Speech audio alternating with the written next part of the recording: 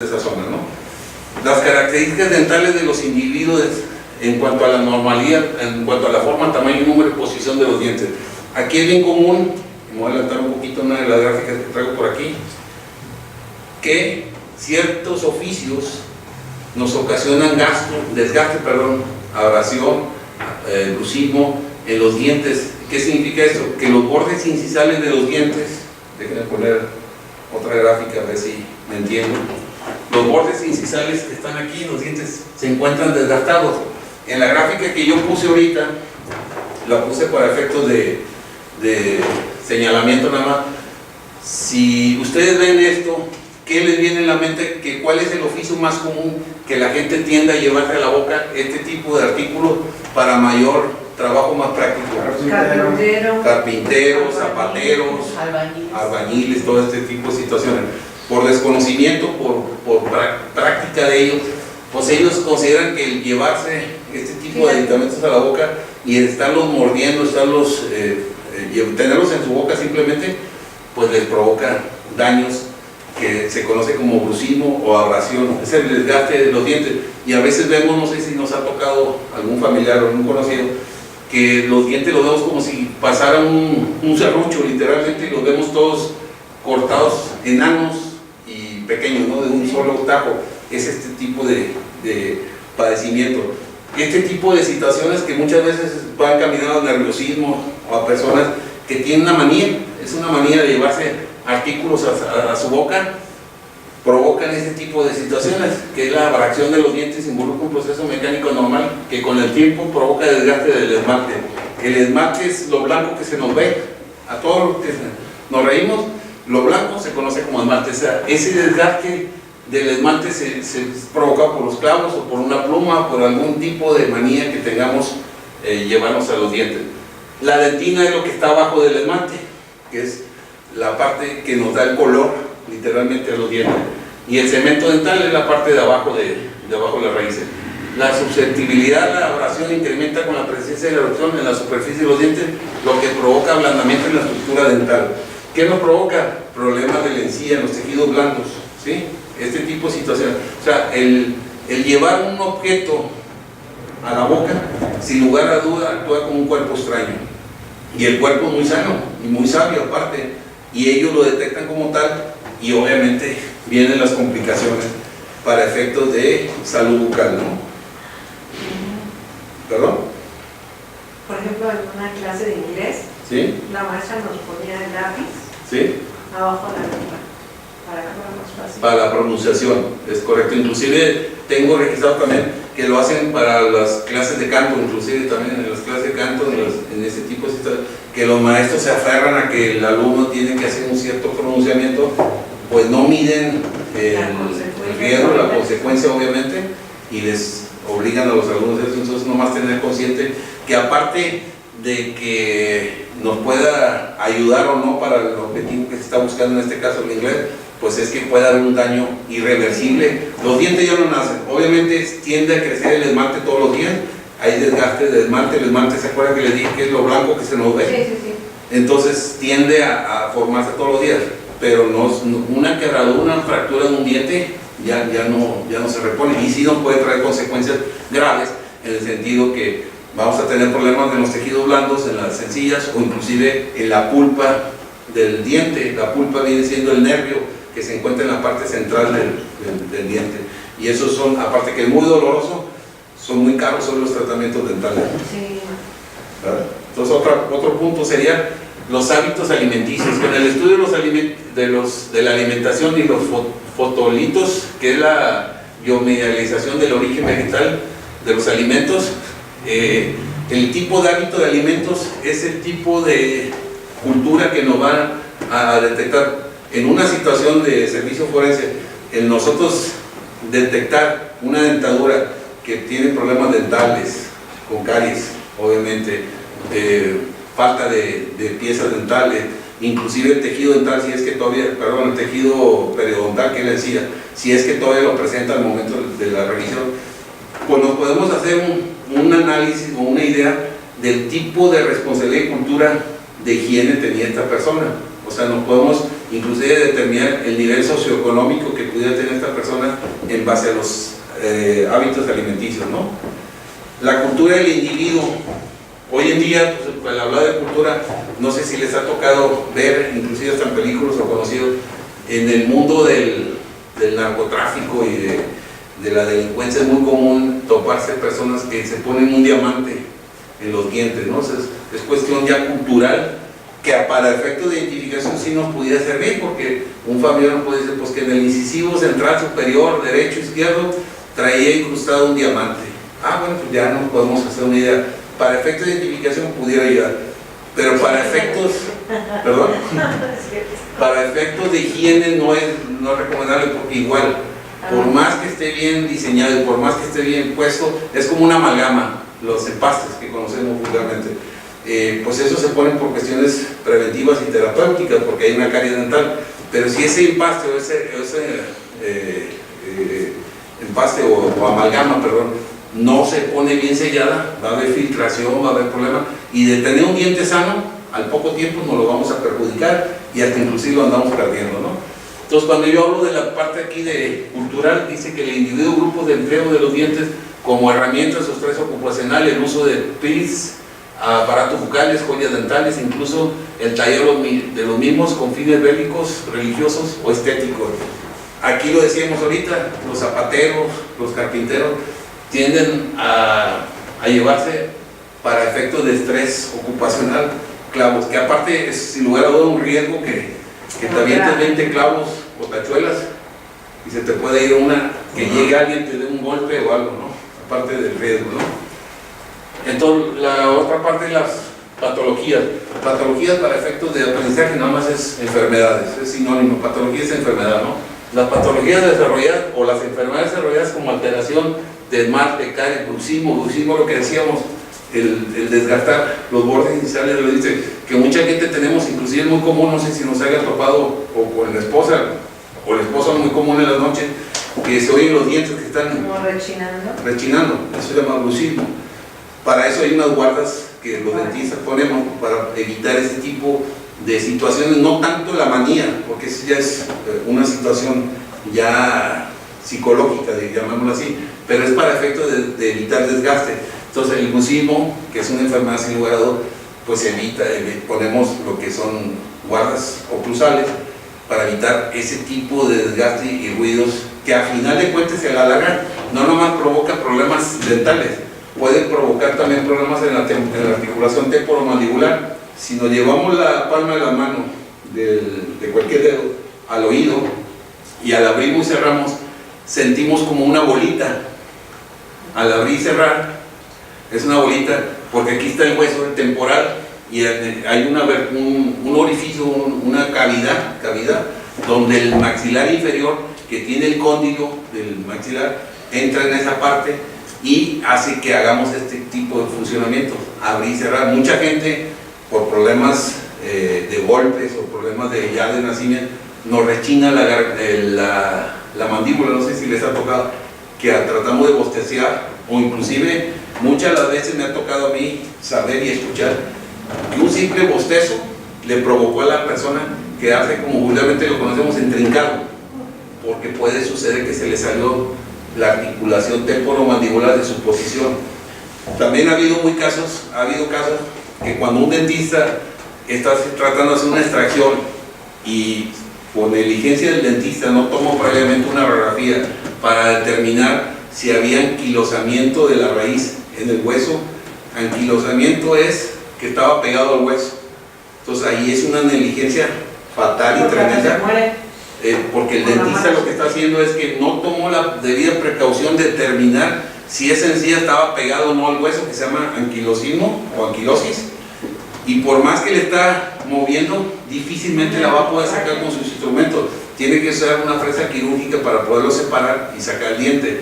Entonces, si él sigue insistiendo, al menos en los dientes de abajo de la mandíbula, del maxilar inferior, puede provocar una desarticulación del cóndilo de la mandíbula, ¿no? Entonces, sí es bien importante tener presente este tipo de situaciones. En el punto de arriba cultural, nosotros, y hemos visto las personas de África, que son de ciertas culturas religiosas. No sé si han visto también que los dientes tienen ciertas deformidades, porque a ellos, por cuestiones religiosas o culturales, les piden que tengan cierta fisionomía o presencia de esos dientes, ¿no? Aquí es lo importante para el estudio de la odontología forense, dice, pero solo los dientes son estudiados dentro de la odontología forense, sin que las estructuras óseas de los maxilares y las mandíbulas también reporten información valiosa. Los labios, el paladar, tejido blando, la lengua, la rogoscopía palatina también ayuda al odontólogo forense en su meticuloso trabajo de investigación. Ahorita más adelante vamos a ver que existe un estudio que va de la mano con la odontología forense que se conoce como la rogoscopía palatina. Si nosotros ahorita pasamos nuestra punta de la lengua en nuestro paladar, en la parte de arriba, sentimos como unas arrugas o como unas crestas. Esas tienen el mismo principio fisiológico de las huellas decadactilares. Y hay un estudio que específicamente lo vamos a ver de manera general, que hace que por medio de la rogoscopía palatina podamos determinar la identidad de las personas, ¿no? Ahorita más adelantito lo vamos a ver. Entonces, el estudio en conjunto de toda la cavidad bucal o la estomatología nos va a poder realizar un trabajo de precisión y en la investigación del odontólogo, incluyendo labios, paladar, tejidos blandos, porque en la boca nos da bastante información, tanta información que podemos inclusive lo que comentaba ahorita, el nivel socioeconómico, cultural de las personas, ¿no? Dice aquí que los odontólogos forenses es uno de los procedimientos por los que tienen que pasar un proceso de investigación judicial dentro de los sistemas de identificación del individuo. Esta parte en particular es lo que hablábamos hace ratito, de que cuando ya el odontólogo forense tiene que ir a un tribunal de justicia a emitir un peritaje, pues es en el que él se tiene que ver en la necesidad de que su dictamen sea lo más preciso y lo más congruente posible para poder llegar a los sistemas de identificación de las personas, ¿no? Y aquí hay algo muy simple, dice, los dientes hablan y cuentan la historia de la persona desaparecida. O sea, lo que decía yo ahorita, la boca da tanta información que nos ayudaría para la identificación, perdón. Da tanta información sin hablar. Es correctísimo, tal cual, así le compro la idea, tal cual, no necesitamos hablar, simplemente con la boca. Inclusive cuando estamos platicando con una persona, luego nos hacemos una idea, casi siempre por cuestiones automáticas o ya algo, una manía. Lo que siempre vemos es la cara, obviamente, y vemos los dientes, ¿no? Y ya determinamos qué tan higiénico es. Esto no se diga cuando vas a empezar una relación de pareja, ¿no? O sea, casi siempre uno procura saber con quién me voy a besar, ¿verdad? Perdón. Entonces, aquí, en la manera general dice que existe, o sea, lo que decíamos ahorita, para poder determinar la identidad de una persona, debemos de tener comparativamente un estudio de, ¿dónde está lo de? Antes de su muerte, es una de las aplicaciones. El proceso se basa en la comparación de los registros anteriores a la muerte con las características dentro de la postmortem. O sea, postmortem es después de la muerte, ¿no? Y en Estados Unidos existe una comisión de americana de odontología forense que por sus siglas en inglés es ABFO, que esta tiene como encargo y por obligación llegar a identificar a las personas, y se basa en 4 grandes parámetros. Dice, la primera y la esperada por los profesionales es que sea positiva, ¿sí? Es positiva, es decir, que la información, esa es la palabra que nos usan, ante postmortem y la postmortem comparten los suficientes rasgos como para determinar su identidad. El ejemplo que ponía, si nosotros tenemos la cultura y la responsabilidad de tener una ficha dental, nos va a ayudar bastante para poder determinar antes de la muerte y después de la muerte cómo eran nuestros dientes, para que poder aplicar el primer principio de esta comisión, que es tratar de determinar la identidad de la persona. Teniendo una comparativa, si no hay una comparativa, no podemos determinar ni llegar a una verdad absoluta en cuanto a la identificación. La segunda, cuando la información no es suficiente para determinar con precisión, se clasificaría como una identificación posible. Inclusive los peritos, de manera general, cuando no estamos seguros de emitir un dictamen en grafoscopía, en balística. Siempre los peritos nos protegemos legalmente, jurídicamente, poniendo la palabra presuntamente, posiblemente, al parecer, que esas son las situaciones que nos pueden ayudar a solventar un proceso personal jurídico, ¿no? Ese sería el segundo punto. El tercero es, el caso sería la evidencia insuficiente que se basaría con una información que no presenta un soporte suficientemente estable. O sea, si no hay un soporte suficientemente confiable y estable, pues difícilmente podamos determinar una identidad de la persona.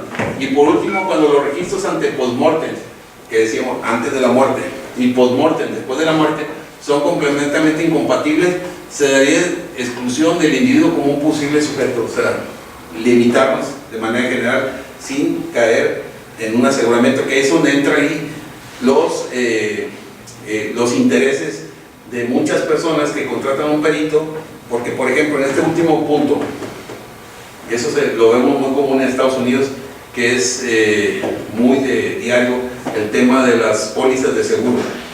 La señora, el señor queda viudo, pero a él le interesa que esa persona legalmente sea avalada, la que se encontró en estado cadavérico, avale, que diga que era la esposa para cobrar el seguro.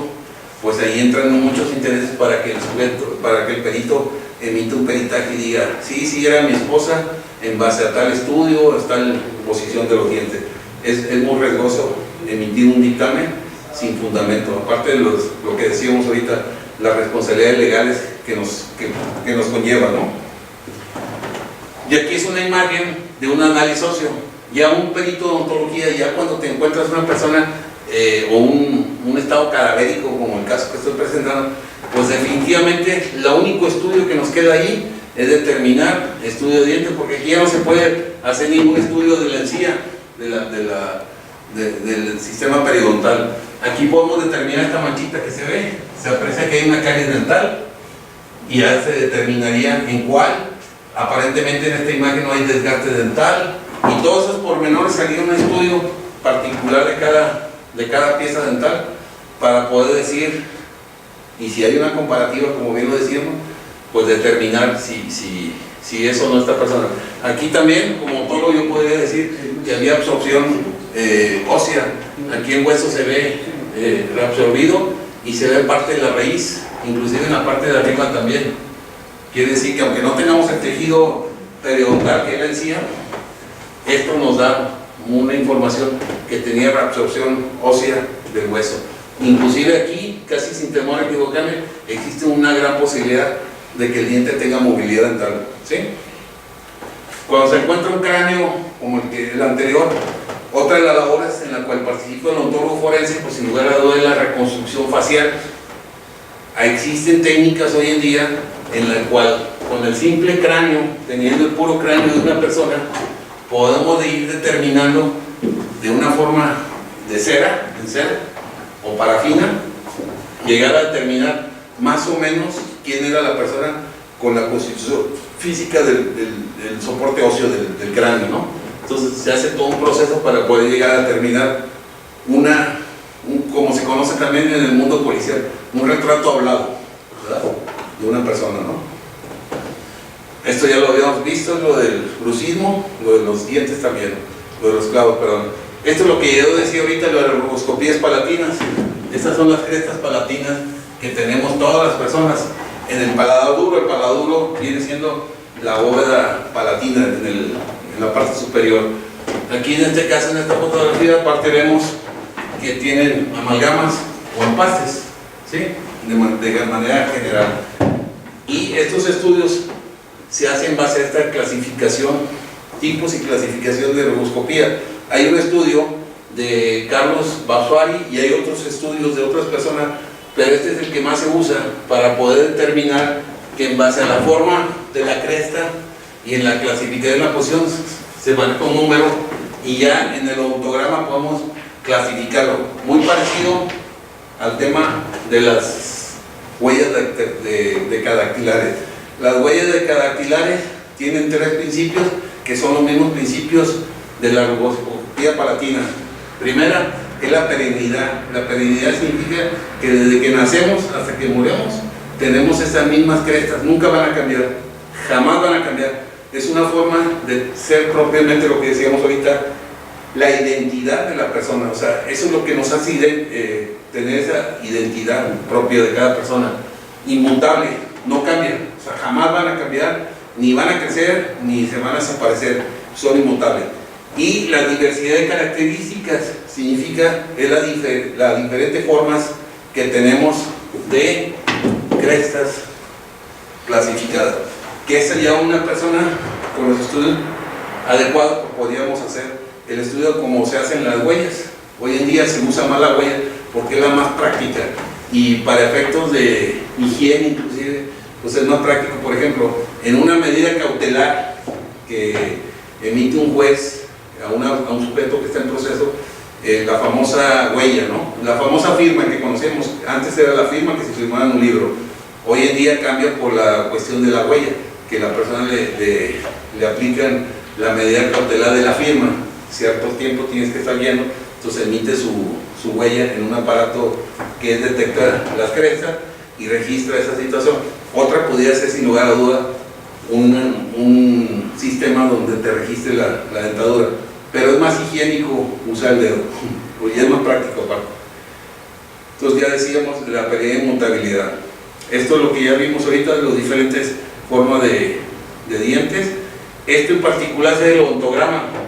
En las unidades de servicio médico, en las unidades de servicios periciales, dentro de las unidades de servicios periciales comentaba que hay una unidad de identificación. Ellos están incluidos ahí los odontólogos y ellos hacen una ficha como esta. Si tenemos el nombre y el apellido de la persona, pues lo incluimos aquí. Si no, aparecería como no nombre, señas particulares, todo eso. Pero en sí este es el odontograma. Y aquí en base a cada diente pondríamos qué tipo de trabajo tendría. Por ejemplo, en esta primera molar de abajo, del lado, a ver, lo vemos así, del lado izquierdo, derecho, este es derecho, determinaríamos cuál es, si trae un empaste, si le falta un diente, si trae algún trabajo, si tiene un diamante, como los que decíamos aquí, muy común, se instalan en los bordes incisales de los dientes del frente para que se vea la autenticidad, ¿no? En el otro odontograma lo puse nada más como mera referencia para que veamos que, bueno, lo que yo comentaba ahorita, que los dientes en una persona adulta, como todos nosotros, debiéramos de tener 32 dientes, ¿sí? Incluyendo las muelas de juicio, que vienen siendo estas últimas, ¿no? ¿Ah? Esas son las muelas de juicio, o la tercera molar, incluyendo a esas, aunque no nos hayan erupcionado, porque hay mucha gente que tenemos cierta edad, que nunca erupcionado, pero el germen dental ahí está, entonces son 32 dientes. Y puse esta comparativa, más que todo, por la cuestión del daño de la mordida. Aquí sin lugar a duda de un humano. Aquí nada más la comparativa es los dientes que tiene, la dentadura que tiene un animal, un perro y un gato que están, ¿verdad? Bueno, esto es lo que ya veíamos ahorita, la maloclusión, que tiende a tener varias personas, muchas personas tenemos el grave problema, inclusive muchos dentistas no tenemos la verdadera cultura tanto de la higiene. Llegamos a un momento de nuestra vida que se nos hace tan común que caemos en una zona de confort o de situación de negligencia, y que todos quisiéramos tener una dentadura más o menos parecida a esta, que para efectos de belleza es una, como bien lo dijo, hermosa, una dentadura perfecta, hermosa, o como se quiera. O sea, ese es el deber, eso es lo que quisiéramos hacer. Desgraciadamente, y así es, si no se nos ve al exterior, si no se ve, no nos incomoda, no nos preocupa, es como un dolor de una uña enterrada. Como no se ve, no se nos nota. Pero que si se nos nota tantita grasa, o si nos falta pelo, o alguna arruguita, porque sí estamos bien preocupados ahí para poner solución. Pero los dientes, aparte de la cuestión estética, debemos de entender que es un órgano tan vital, tan importante como si fuera un corazón, como si fuera otro órgano vital, porque por medio de este aparato dental nos consumimos alimentos todos los días y a todas horas. Entonces, es en la medida en que nosotros podamos alimentarnos de manera correcta y de manera sana, teniendo dientes sanos, ¿no? Por último, me gustaría terminar con esta gráfica que es una radiografía donde aquí ya se ven los dientes de manera ampliada, parte de la columna del cráneo. Aquí está el cóndilo de la mandíbula que les comentaba, perdón. Sí, aquí está. Y de alguna forma, sí, aquí está el cuerpo de la mandíbula y aquí está el cóndilo. Entonces, me gustaría terminar con esta imagen y agradecerles vuestra asistencia y agradecer una vez más aquí a la CIAM y al Centro de Estudios de las Américas también, a ambos rectores por esta invitación para el día 22 de enero del 2018, por haberme dado la oportunidad de estar con ustedes. ¿Me ibas a preguntar algo? Sí, ¿cómo podríamos nosotros, digamos, siendo responsables, cómo podríamos solicitar o qué el dentista que nos debería de dar para tener nuestra ficha dental? Sí, ustedes, cualquier persona, tenemos el deber y la obligación de llegar a un dentista y decirle, hazme una historia clínica. Dentro de la historia clínica debiera llevar una gráfica como la que presenté ahorita, que es esto, un odontograma, que es una ficha, un historial clínico en el cual él tiene que llenar ese odontograma y obviamente como no hay la cultura todavía, porque los mismos colegios de odontólogos ni las escuelas de odontología tienen todavía esta cultura de importancia que es la identificación de personas, no hay esa cultura. Entonces si nosotros como ciudadanos sí le podemos decir al dentista, ¿sabes qué? Dame una copia o dame oportunidad de tomar una fotografía, o más allá, legalmente, expídeme una acta o un certificado de mi estado actual con fecha de mi salud dental. No sé si quedó claro. ¿No incluiría, digamos, radiografía? Sí, también, ¿sí? Obviamente, eso sería lo ideal, claro. Aparte del estudio físico de la dentadura y de nuestra calidad bucal de manera general, no nada más de los dientes, sino los tejidos blandos, que podía ser tanto el sistema periodontal que le decía, la lengua, el paladar, todas las comisuras por parte de adentro de los cachetes que conocemos. Todo eso, cuanta más información lleve, mucho mejor. ¿Por qué? Porque inclusive en una radiografía podemos determinar cosas que no se ven a simple vista, como una lesión en la mandíbula, como a lo mejor lo que comentaba, que en una molar está el germen dental ahí, pero no ha erupcionado por alguna causa, o inclusive apiñamientos de raíces también, a veces sucede, porque cada diente tiene su particularidad. Por ejemplo, las molares, las muelas superiores tienen 3 raíces, si ustedes vemos es 1, 2, 3. Las molares de abajo, las muelas, tienen 2 raíces, pero a veces hay casos espectaculares o especiales, que hay molares de abajo que tienen o una sola raíz, o 3 raíces, o no tienen ninguna, o acá están anquilosadas, están pegadas. O sea, todas esas particularidades son las que el dentista tenemos la obligación de detectarlas, y eso podría servir como medio de identificación. No sé si quedó claro. Sí, gracias. ¿Tenía una duda? Tengo 2 preguntas. La primera es en relación a la primera parte de su posición. Me parece importante, pero hay un problema. A ver. La licenciatura en materia criminalística, o la criminalística como tal, Sí. no es una licenciatura que necesite para los ejercicios ser la profesional hasta este momento. Ajá. Otra sí, la medicina, Claro. etcétera. La odontología forense, evidentemente con la cédula de odontología y alguna experiencia en procurador, pues se podría acreditar la expertise. Pero entonces aquí entramos en un problema. Entonces, ¿cómo vamos a determinar que el expertise del perito es muy poca, es muy pobre, como para restarle credibilidad a lo que nos está exponiendo en su dictamen? Sí. Porque mientras no está regulada por la Ley General de Profesiones, La ley reglamentaria, la el artículo reglamentaria, 5 de la... así es. En cuanto no está reglamentaria, pues cualquier persona diga, yo soy dentista, Claro. y yo tengo, pues estuve en la Procuraduría, y yo te puedo decir que sí corresponde o yo revisé a esta persona, etcétera. Entonces ahí entramos en un problema de que hasta en tanto no se regulen las profesiones como tal, pues cualquier persona puede, porque legalmente no hay disposición en contrario. Hay personas que con segundo semestre de primaria trabajaron 30 años de peritos, y son peritos en fotografía, en criminalística de campo, y es segundo año de primaria, y la expertise la tienen de toda la vida. Es un problema, y Sí, entonces, claro. Y es un grave problema. y ahí cómo vamos a poder objetar o darle credibilidad, porque es doctor y está cumpliendo con un requisito. Ajá. Porque la carrera como tal sí tiene sí tiene una obligatoriedad de ejercicio. Ajá. Pero ya cuando sea forense, esa es una cuestión. Entonces, ¿cómo vamos a determinar el que es o no es, ¿no? Esa es una primera pregunta. Si me permite, le voy a dar respuesta conforme me fue cuestionando. La primera, si no me recuerdo, me decía que la licenciatura de criminología no está avalada como tal. No, sí tiene Raboa, pero no es obligatorio para su ejercicio. Cualquier persona que tuvo experiencia, 2 diplomados, una credencial de perito, puede ser. En particular, eso voy a hablar de mi caso en particular.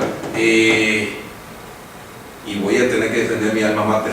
La Universidad Autónoma de Nuevo León tiene dentro de la Facultad de Derecho y Ciencias Sociales la especialidad y la licenciatura de licenciado en criminología. Obviamente, al ser licenciado en criminología te habilita para ser también experto en criminalística. Si entendemos la diferencia, de manera general me gustaría explicar criminología y criminalística. En términos generales, yo siempre lo pongo como ejemplo. La criminología es el por qué se cometieron las conductas antisociales, y la criminalística es determinar cómo se cometieron, con las 7 interrogantes de la criminalística, determinar quién, cómo, cuándo, ¿verdad? Y un sinfín de más. Entonces, en Nuevo León, los que somos egresados de la Universidad Autónoma de Nuevo León como licenciados en criminología, sí podemos avalar que tenemos tanto una preparación académica y la experiencia como tal una carrera, licenciados en criminología, y podemos ejercer criminología como criminalística. Pero sí me he topado que en varias ciudades, en particular aquí en la Ciudad de México, hay muchas escuelas o muchos institutos que te ofrecen la especialización de la criminología o criminalística, y a veces no necesariamente, si bien te va, te piden como requisito que seas licenciado en Derecho, pero muchas veces con que tengas alguna licenciatura te avala para poder tomar un diplomado, una especialidad, y ya te avalan como tal. Entonces, lo que bien decía usted, totalmente es muy riesgoso que alguien emitiese un peritaje basándose a obtener conocimientos. Más allá, lo comenté yo, la ley reglamentaria en el artículo 5 de la Constitución es muy clara en cuanto al ejercicio de las funciones de las profesiones en el Estado de México. En el artículo 5, debes de poseer un título, debes de comprobar que tienes especialización en tal área. En cuanto a lo que comentaba también, sería de mucho riesgo o muy aventurado una persona, sabiendo que hay una responsabilidad legal y jurídica, el tratar de emitir un dictamen sin tener la expertise que se requiere para el área, ¿no? No sé si hasta ahí eran las 2 preguntas y quedan de manera aclarada. Sí, la otra que me llamó mucho la atención, de la odontología forense, de la reconstrucción del cráneo. Ajá, sí. Aquí, ¿cómo abordamos esa reconstrucción? Si tenemos un cráneo fragmentado, tenemos tal vez alguna parte nada más del cráneo y la dentadura. A partir de ahí, ¿cómo podemos reconstruir precisamente conservando la dentadura?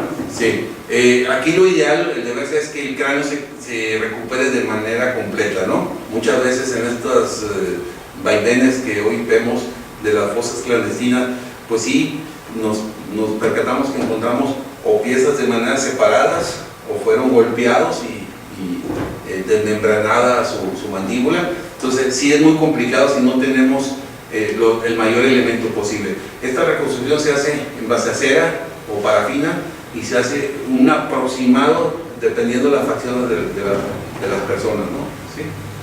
La otra pregunta que comentaba usted ahorita era en relación a cómo sería factible que una persona tuviese la osadía o la irresponsabilidad de emitir un peritaje. Es por eso que yo he dejado en claro aquí que las autoridades debieron de legislar y preocuparse porque cualquier persona que emita un dictamen, que lo avale ante una autoridad, o sea, que lo justifique. Hoy en día sabemos que hay muchos títulos ficticios que se compran en la esquina de la Ciudad de México en particular, se ha oído mucho rumor. Entonces sí sería muy complicado. Ahí también depende mucho la pericia del abogado o del Ministerio Público para, a simple vista, escuchar cuáles son sus argumentaciones, no nada más de la odontología, de balística, de dactiloscopía, de psicología inclusive, en el sentido de que si lo que está argumentando tiene valor jurídico y legal y tiene razón de ser como para poder impugnarlo, o inclusive cuestionarle. Hoy en día con el nuevo sistema acusatorio penal, en el momento de llegar a la etapa de juicio oral, pues esa es la etapa primordial para poderse acreditar o desmeritar el dictamen o inclusive la misma versión tanto de la víctima como del inculpado, ¿no? No sé si quedó claro. ¿Alguna otra duda, comentarios? Si no lo hay, agradezco vuestra asistencia a esta exposición. Gracias.